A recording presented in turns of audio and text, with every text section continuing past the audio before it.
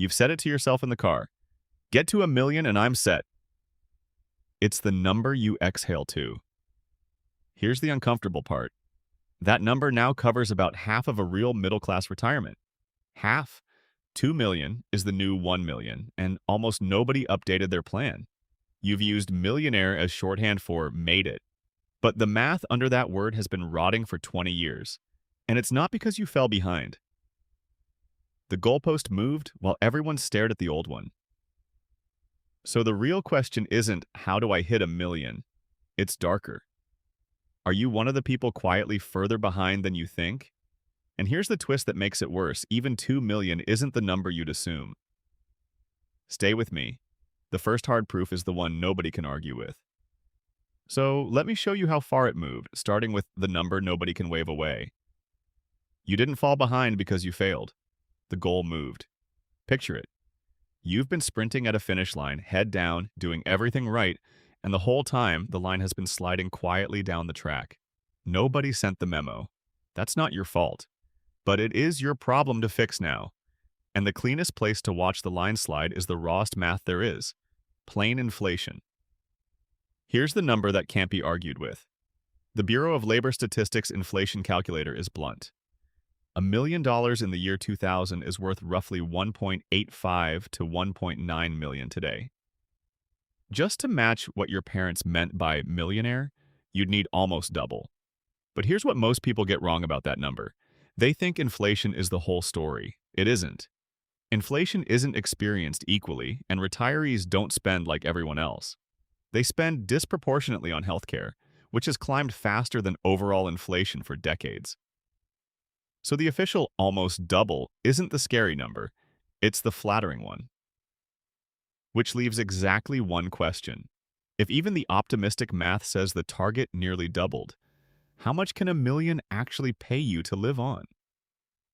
That's where the gold standard of retirement planning comes in and where it quietly falls apart. Here's the problem. Retirement experts have a rule they treat as gospel, the 4% rule. And here's what nobody mentions. It wasn't built for a normal retirement. It was engineered to survive one of the worst market stretches in history, to keep the person who retired in 1966 from ever going broke. Its stinginess isn't reality. It's a worst-case seatbelt you've mistaken for the speed limit. And even that conservative rule says $1 million only safely produces about $40,000 a year, before taxes. After taxes, most retirees keep $36,000 to $38,000. Under $3,200 a month, in today's dollars, to cover everything. And a comfortable middle-class retirement, especially in a higher-cost city, runs well north of that. So you've got two choices. Cut your life in half or pull money out faster than the rule allows.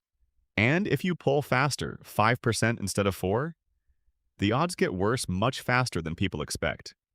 Running out of money while you're still alive stops being a distant risk and becomes a real one. Perfectly legal retirement planning, just built on a seatbelt from 3 decades ago. So, what does the math actually point to? 2 million at 4% gives you 80,000 a year before taxes, 60 to 68 after the tax bite. Call it 5,000 a month and change. And your gut probably just flinched. 2 million? That's not for me. So here's the part that should surprise you. Getting from your first million to your second is usually faster than getting to your first because by then, compounding does most of the work, not you.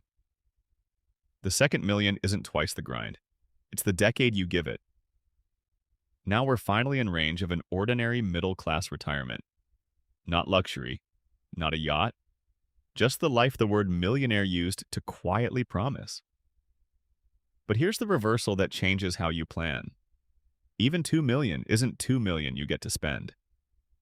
Some researchers, including Nobel laureate William Sharpe, argue the 4% rule leaves a big chunk of your money permanently unspent, a buffer that exists only to survive a bad run of returns early on.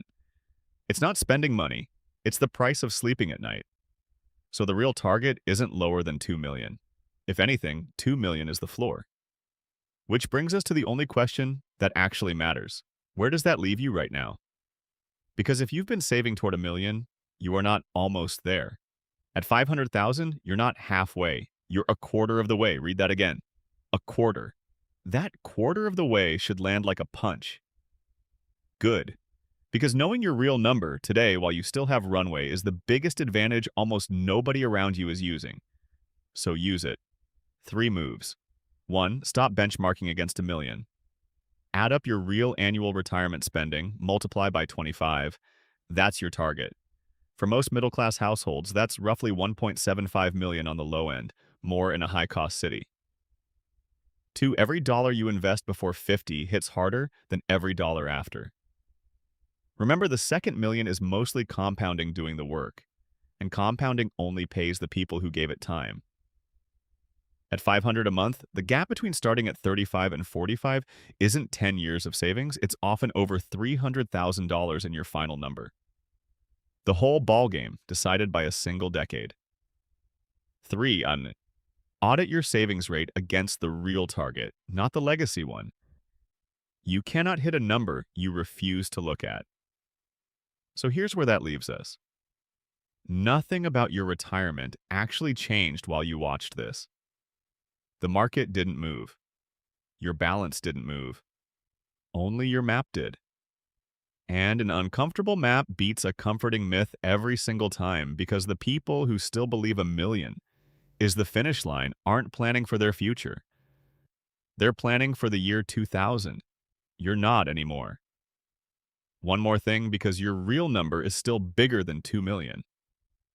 Add your salary after taxes, inflation working against you, and the costs nobody warns you about until they're on the bill and the target moves again. That's the exact math I break down next. Subscribe and I'll see you there.